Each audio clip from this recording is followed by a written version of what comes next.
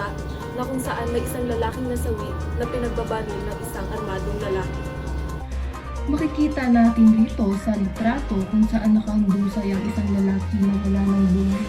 Dahil ito sa biglaang pagkabaril sa kanya ng isang lalaki. Ano ba talaga ang nangyari? Bakit kayo nabaril ng isang armadong lalaki?